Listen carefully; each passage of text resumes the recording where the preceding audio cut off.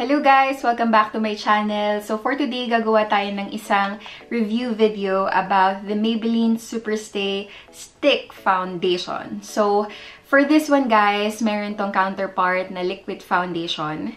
And if you are new to my channel, gumawa na ako ng review video about this last December 2017 pa yun. So it was 6 months pa yata. Yeah, 6 months ago pa yun. So if you want to watch about the review na ginawa ko for this foundation, I'm going to put the link right here, dito sa taas. O kaya i-check nyo dun sa description box down below. Ilalagay ko din dun guys, para mapanood nyo yung video. So para sa video na to guys, gagawa tayo ng comparison and review about this foundation stick plus etong si Maybelline Superstay na liquid foundation.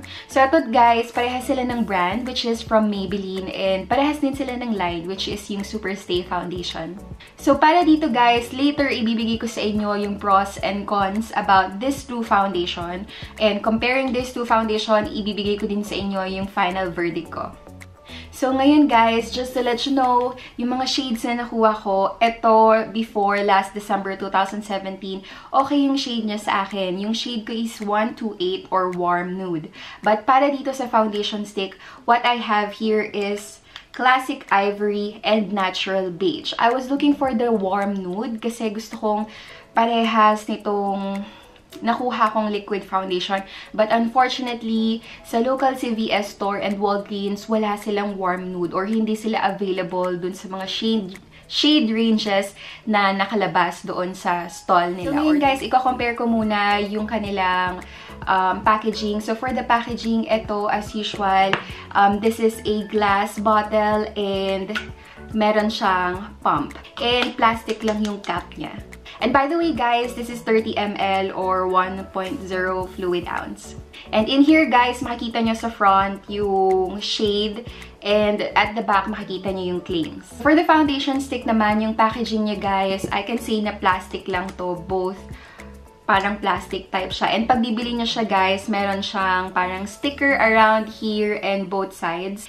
And for this one, let's open it. Teka lang. And meron siyang ganyan, plastic. And for this side naman, meron siyang parang sticker right here. So ganito siya guys. Makikita nyo, andyan yung brand na Maybelline.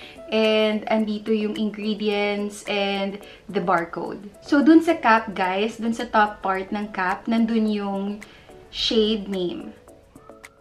Twist natin tong packaging para makita natin kung gaano karaming product. Ganyan lang karami yung product na meron dito sa foundation stick na ito. And by the way, it retails for $11.99 plus tax sa CVS na local store namin. So this is only 7 grams or 0.25 ounce. So 1/4 lang siya nung Maybelline Superstay na liquid foundation. So, we'll see guys. We'll see. So, what I'm going to do is swatch ko muna si 220 or si Natural Beige dito sa jawline ko para makita natin kung perfect ba yung shade niya. Ayan, dagdagan pa natin. So, ayan guys, naglagay ako ng generous amount para makita natin kung okay ba yung shade nitong 220 or Natural Beige sa aking face and sa aking neck. But unfortunately, medyo dark siya sa akin. May pagka-orange or hindi siya neutral eh. May pagka-orange talaga yung undertone niya. And feeling ko, hindi ito yung shade. So, what I'm going to do is to try the Classic Ivory or 120. Ito naman guys, medyo light naman to. So, tingnan natin kung okay din siya. For this one naman, maputi siya. Ang hirap, besh. So, this is the 220 or the Natural Beige, and this is the 120 or the Classic Ivory. So, both of them are not my shades. 120 is from fair to light, yung shade range niya doon sa Maybelline Superstay Foundation Stick. And the 220 is the medium skin tone, yung range niya. So, as I can see dito sa personal, yung color ng 220 until dito sa aking neck, may pagka-orange siya. Hindi siya yung skin tone ko. And at the same time, dark siya. Kasi feeling ko hindi siya okay. Kahit na i-blend ko siya, feeling ko medyo maitim pa rin siya. And the classic Ivory is medyo may pagka-peachy or pink yung undertone niya. And for sure, hindi ko din siya shade kasi sobrang light niya. So what I'm going to do is I'm going to mix them. Outer perimeter of my left side, I'm going to put the Natural Beige or the 220. And from the inner perimeter of my face, yun naman yung ilalagay ko, yung classic Ivory or yung 120. Lagay lang ako ng primer both sides of my face para tingnan natin mag-glide. Kasi for this liquid foundation, I've already tried this with or without primer. But this is best used kapag may primer if you have dry skin. So as I was saying guys, classic Ivory or 120, ilalagay ko siya sa inner perimeter of my face. And the Natural Beige or 220, ilalagay ko siya sa outer perimeter of my face.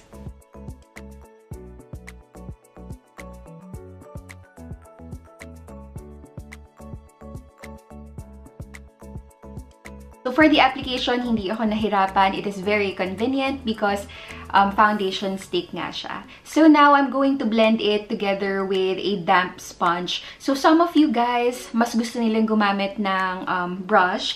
But for me, dahil mahilig talaga ako sa foundation sticks, even yung Makeup Forever na HD foundation stick ko, ginagamitan ko siya ng sponge. Mas gusto ko yung outcome niya. Mas gusto ko yung finish niya kapag ginagamitan ko siya ng sponge. So, I'm going to blend it together with my Real Technique sponge.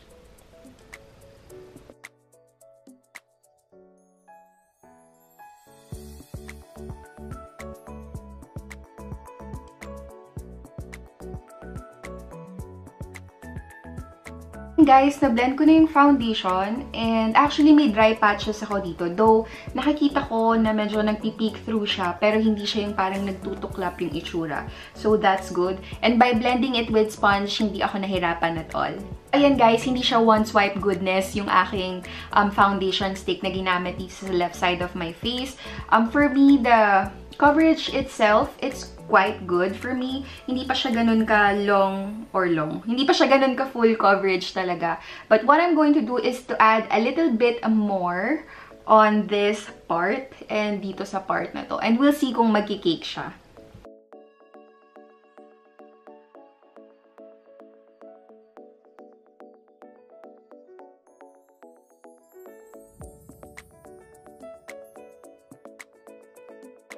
So, ayan guys, naglagay na ako ng another layer dito sa left side of my face ng foundation stick. And as what I can see, okay pa rin naman siya. Hindi siya nag-cake. And for my dry patches around this area, hindi pa rin niya na-emphasize. But we'll see later if kung magpa-powder ako, tingnan natin kung aangat ba yung mga dry patches ko dyan. So now, what I'm going to do is to apply the liquid foundation ng Maybelline Superstay dito sa right side of my face. Again, by using the other side of this Real Techniques na sponge.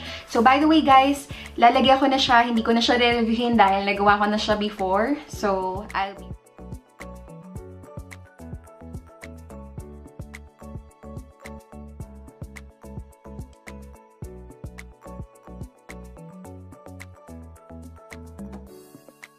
So, ayan guys, I'm done applying the foundation sa aking face. Tatapusin ko lang yung aking makeup. Then, I'll be right back to give you my final thoughts about these foundations.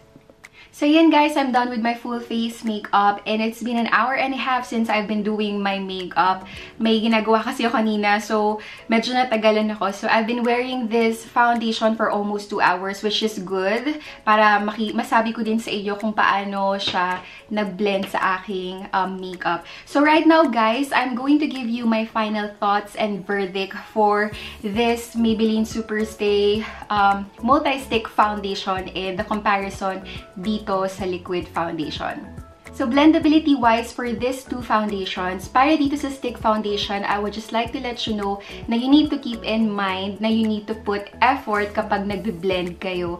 So, blendability-wise, medyo magbibigay talaga kayo ng effort kasi mas thick yung consistency nitong stick foundation. And karamihan naman ng stick foundation talagang thick yung consistency nila. And of course, guys, kapag stick foundation, sabi nila best use yun with a buffing brush. But for me, I used a sponge, kaya medyo natagalan lang ako sa pagbe-blend. Pero blendability-wise, hindi ako nahirapan masyado. But to compare it with this Maybelline na liquid foundation, mas madali ito kasi mas nag-glide agad yung liquid foundation sa aking skin. So blendability-wise, I'm going to give this 5 out of 5 and this one naman 4.5 out of 5. So now let's talk about the coverage. So for the coverage of this multi-stick foundation, yes, it is full coverage. Nilayer ko siya hanggang second layer. But I think if you're going to layer it up hanggang third, siguro magkikiki na siya. Kasi meron ako ditong dry patches or parang nagbabalat yung skin ko dito sa areas na to. For the multi-stick foundation aside, medyo na-emphasize niya yun. But for yun nga, back to coverage tayo. Yes, it is full coverage. And for this one, hindi siya one swipe. Goodness, guys. Kung makikita nyo, mahigit siguro 10 yung swipe ko. Kasi hindi ko talaga alam kung gaano karaming product yung kailangan kong gamitin for this foundation. But for the liquid foundation of this Maybelline Superstay, eto naman guys, one pump lang siya yung ginamit ko sa half side of my face. Usually guys, kapag ginagamit ko tong foundation na ito, 2 pump para talagang ma-cover niya or masatisfy ako dun sa coverage na hinahanap ko. But for me, both of these are full coverage and to rate this, hindi ako biased guys, pero mas gusto ko pa rin itong si liquid foundation. So I'm going to give this 5 out of 5 and this one 4.5 out of 5. So let's talk about naman sa finish nito guys. Both of them are mattes. But this one, parang demi-matte lang siya. Ito kasi guys, powdery finish na siya agad. Yung parang hindi mo na kailangan mag-powder at all. But for this one, may nakikita pa akong onting sheen dun sa aking noo kanina and even dito sa side na to. Parang may pagka... Hindi naman siya dewy, yun nga, may pagka-sheen siya. So, for the finish of these, this is matte na matte. Ito naman, para siyang demi-matte. So, now let's talk about the application. So, application-wise, of course, hindi ka mahirapan sa multi-stick kasi napaka-convenient nito. You need to swipe it lang sa iyong skin. But kapag liquid foundation naman, of course, you need to pump it dito sa back of the hands or if you have a palette, you can use that as well. And then, of course, you need to dip back, you know, going back and forth yung tool na ginagamit nyo, then press it to your skin. So, convenience-wise, ito, mas convenient siya kaysa dito.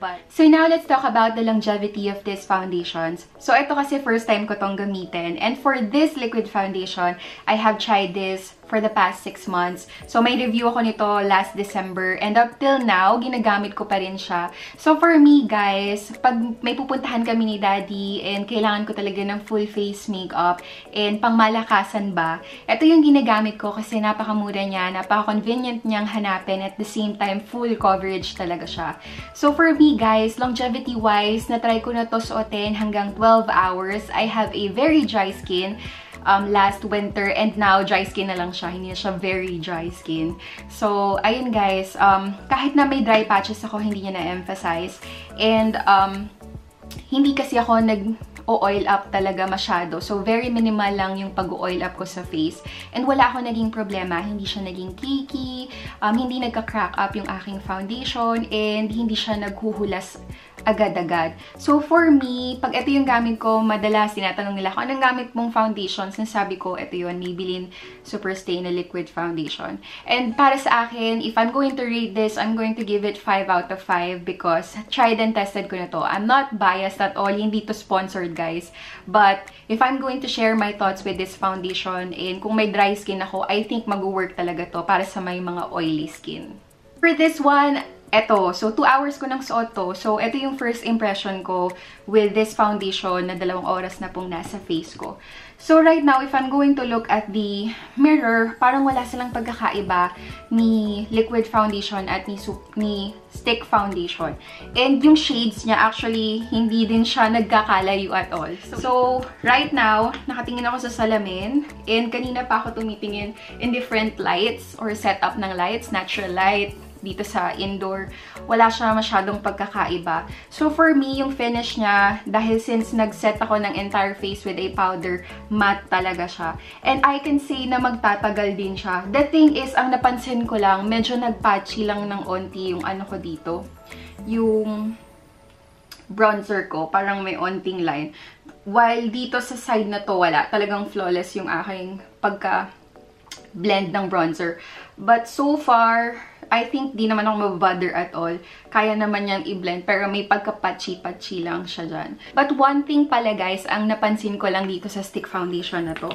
So I've been using other stick foundations, like yung favorite ko Makeup Revolution na foundation stick and the Makeup Forever na foundation stick. Pero hindi ako nakaranas na yung laugh line ko talaga medyo mag-crease siya. So, parang nakikrease siya ng onti dito sa laugh line ko.